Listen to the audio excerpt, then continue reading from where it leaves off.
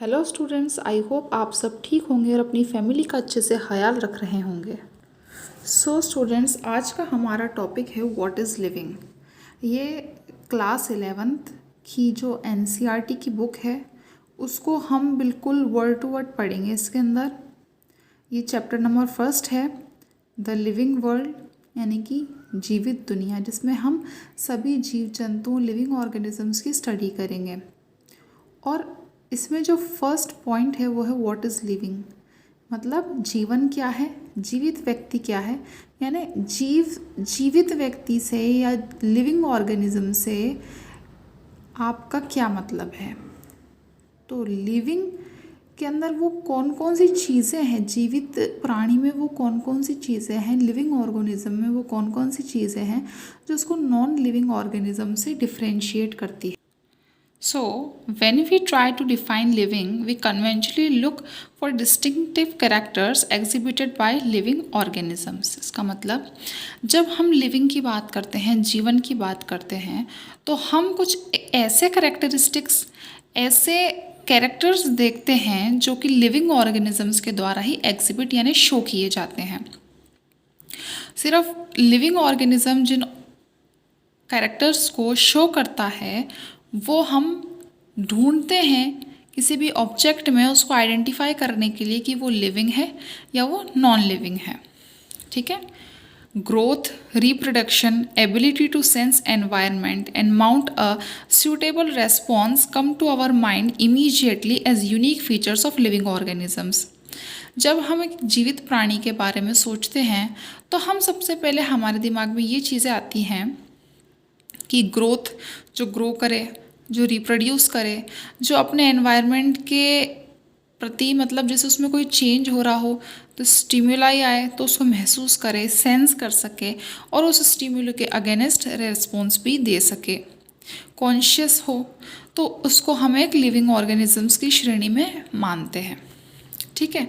तो step by step हम इन सारे कैरेक्टर्स को, फीचर्स को देखेंगे, पढ़ेंगे, और ये आपके एनसीईआरटी बुक में भी एज इट इज़ लिख रहा है, तो ये पूरा एक्सप्लेन मैं कर रही हूँ। ये जो चीज़ें हैं आपकी नीट के लिए भी इम्पॉर्टेंट है, ग्रेड 1 के एग्ज़ाम, ग्रेड 2 के एग्ज़ाम और जितने भी एग्ज़ाम्स हैं उन सभी में ये चीज़ें आती हैं, तो सबके लिए इम्पॉर्टेंट है।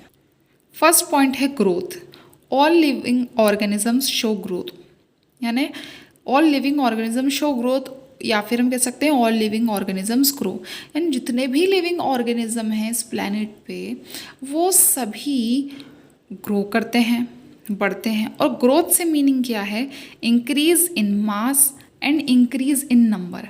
या तो उनके वज़न में इंक्रीमेंट हो, जैसे एक छोटा बच्चा होता है, धीरे धीरे उसका वज़न बढ़ता है, हाइट बढ़ती है, धीरे धीरे धीरे फिर वो और बड़ा होता है और बड़ा होता है, वो भी ग्रोथ कहलाती है। और एक ऑर्गेनिज्म है, मान लीजिए वायरस है, वो वायरस फिर 1 से 2 होगा, 2 से 4, 4 से 6, तो वो नंबर में बढ़ रहा है, तो वो भी ग्रोथ है। तो ग्रोथ या तो मास में इंक्रीज हो या नंबर में इंक्रीज हो, वो दोनों ही ग्रोथ कहलाते हैं। ठीक है। सेकंड पेज पे आगे, तो ये उसी का ही पार्ट है, that increase in mass and increase in number of individual are twin characteristics of growth. ये दो कैरेक्टर्स हैं ग्रोथ के, आइदर इंक्रीज इन नंबर और increase in mass. A multi cellular organism grows by cell division. Multi cellular organism जो है, यानी जो एक से ज़्यादा सेल का मिलके हुए बना हुआ है, वो सेल डिवीजन, यानी एक सेल 2 में डिवाइड होगी, 2 सेल 4 में, 4 सेल 8 में, ऐसे डिवीजन होगा। और ये जो सेल डिवीजन को अच्छे से एक्सप्लेन किया है, that cell arise from pre existing cell, वो सेल थ्योरी में एक्सप्लेन किया है। और सेल थ्योरी की एक डिटेल्ड जो सेल थ्योरी जो है उसकी जो डिटेल इन्फॉर्मेशन है मैंने एक वीडियो में दी है, और वो वीडियो आपको मेरे चैनल पे मिल जाएगी। प्लेलिस्ट बना रखी पूरे सेल का, introduction, what is cell, size of cell, cell theory, इनकी शॉर्ट्स में आपको इनके नोट्स भी अवेलेबल हो जाएंगे। तो ये सब आपको मेरे चैनल पे मिल जाएगी और मैं लिंक डिस्क्रिप्शन बॉक्स में डाल दूँगी। ठीक है। तो जो मल्टी सेलुलर ऑर्गेनिज्म होता है वो किससे ग्रो करता है? सेल डिवीजन, यानी एक सेल डिवाइड होती है और उसके बाद में 2 सेल बनाती है, 2 से 4, और एक पूरा मल्टी सेलुलर ऑर्गेनिज्म उससे बन जाता है या ग्रो करता है। either in number or in mass. Next. In plants, this growth by cell division occurs continuously throughout their life cycle. तो जो प्लांट्स होती है, प्लांट्स में through out the life span, जब तक एक प्लांट जीवित रहता है वो ग्रो करता है, लेकिन एनिमल्स में ऐसा नहीं होता. In animals this growth is seen only up to a certain age. जैसे कि एनिमल्स की बात करें तो हम भी एनिमल्स हैं, वी आर सोशल एनिमल्स, हम एक सामाजिक प्राणी हैं. तो हमारी ग्रोथ किस तरीके से होती है, पहले हम बड़े होते हैं, छोटे से बड़े होते हैं, बड़े होते हैं, बड़े होते हैं, एक स्टेज आती है प्यूबर्टी से थोड़ी आगे तक की स्टेज. उसके बाद में हमारा जो बॉडी का ग्रोथ है वो एक तरीके से रुक जाता है या कम हो जाता है. लेकिन प्लांट्स में इस तरीके से नहीं होता है. लेकिन हमारी बॉडी की ग्रोथ रुकती है, but however cell division occurs in certain tissues to replace lost cells. लेकिन क्या होता है, हमारी बॉडी के अंदर कुछ टिश्यूज़ होते हैं, जैसे आप RBC cells, red blood cells मान लेते हैं. उसमें क्या होता है कि जो आरबीसी होती है 120 दिन बाद में डिस्ट्रॉय हो जाती है. तो उसको, उन लॉस्ट सेल्स को रिप्लेस करने के लिए सेल डिवीजन होता है, न्यू सेल्स का फॉर्मेशन होता है. लेकिन जो ग्रोथ है वो एक सर्टेन स्टेज तक ही होती है.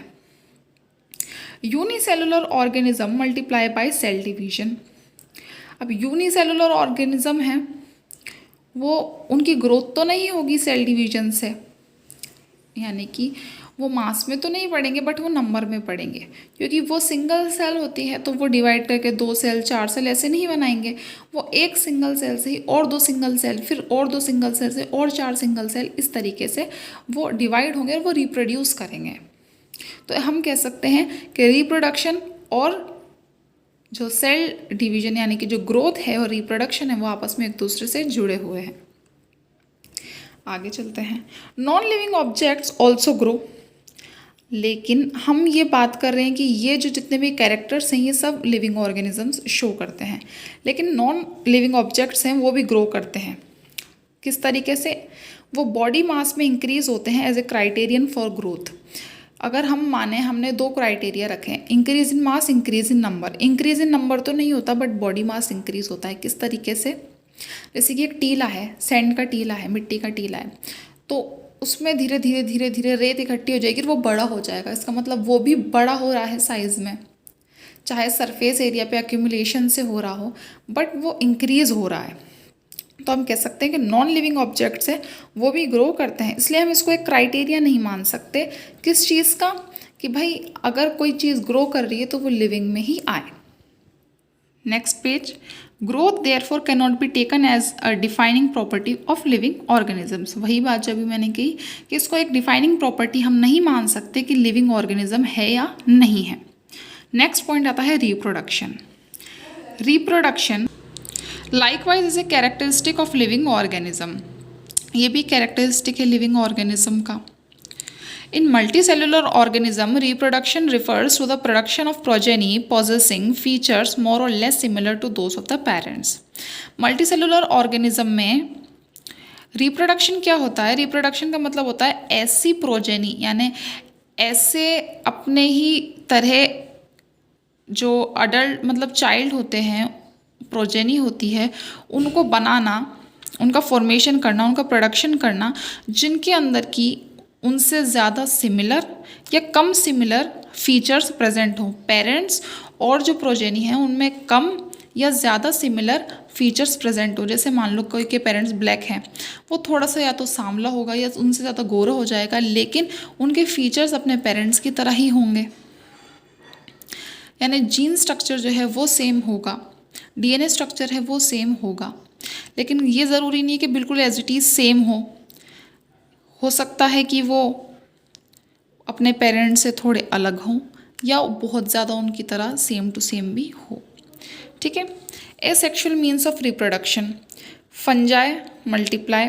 अब ज़रूरी नहीं सेक्सुअल मीनिंग ही हो, एसेक्सुअल मीन भी हो सकता है रिप्रोडक्शन का. जैसे कि फंजाई यानी फंगस जो है वो मल्टीप्लाई होती है and spread easily due to the millions of asexual spores they produce।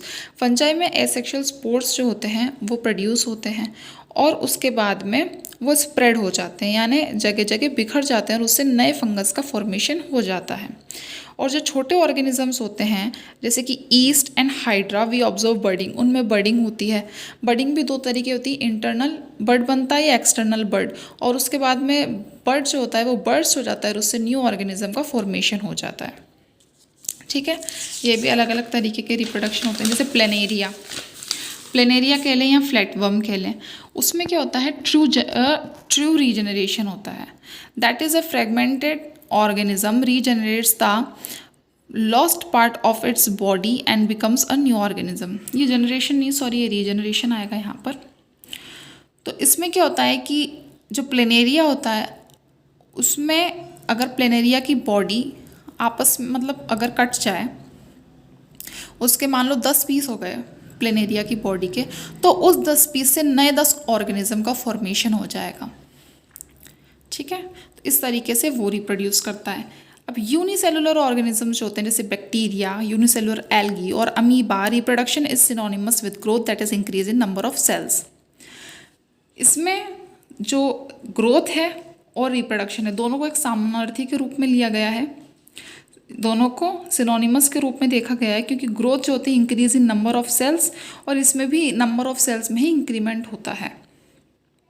यानी एक अमीबा 2 अमीबा बनाएगा, 2 अमीबा से 4, तो इस तरीके से वो रिप्रोड्यूस करेंगे और साथ में ग्रोथ भी होगी। यानी ग्रोथ और रिप्रोडक्शन अमीबा पे, यानी यूनिसेलुलर जो ऑर्गेनिजम्स होते हैं उनमें साथ साथ चलती है, हैंड इन हैंड चलती है। ठीक है, further there are many organisms which do not reproduce, लेकिन कुछ ऑर्गेनिजम्स इस तरीके के होते हैं जिनमें रिप्रोडक्शन नहीं होता, जैसे म्यूल्स, स्टेराइल वर्कर बीज। स्टेराइल का मतलब जो रिप्रोड्यूस नहीं कर सकते, इनफर्टाइल का मतलब भी जो रिप्रोड्यूस नहीं कर सकते हैं, वैसे ह्यूमन कपल्स एक्सेट्रा। तो कुछ लिविंग ऑर्गेनिजम्स यानी जीवित प्राणी होते हैं जो कि रिप्रोड्यूस नहीं कर सकते, प्रजनन नहीं कर सकते, लेकिन वो जीवित होते हैं। तो हम रिप्रोडक्शन को भी एक ऐसा क्राइटेरिया नहीं मान सकते डिफाइन करने के लिए, ये बताने के लिए कि वो लिविंग है या नॉन लिविंग है कोई भी ऑर्गेनिज्म। सो यही बात लिखी है। Hence reproduction also cannot be an inclusive defining characteristic of living organism. बाकी के जो कैरेक्टर्स हैं जो डिफाइन करते हैं कि लिविंग ऑर्गेनिज्म क्या है, उसको नॉन लिविंग से लिविंग ऑर्गेनिज्म किस तरीके से अलग है, वो हम अगले पार्ट के अंदर पढ़ेंगे, ताकि हमारा जो व्हाट इज़ लिविंग का पूरा पोर्शन है वो कंप्लीट हो जाए। और इस तरीके से हम 11th क्लास की पूरी बुक जो है उसको कवर अप करेंगे, देन 12th क्लास की। तो अगर आपको मेरा कंटेंट अच्छा लग रहा है तो आप वीडियो को लाइक करें, कमेंट करके अपने क्वेश्चंस पुटअप करें कि आपको क्या समझ में आया, क्या नहीं आया, और जो समझ में नहीं आया वो क्वेश्चन मुझसे पुटअप करें। ये वीडियो अपने फ्रेंड्स के साथ में शेयर करें ताकि उनको भी और नॉलेज मिल सके इस बारे में।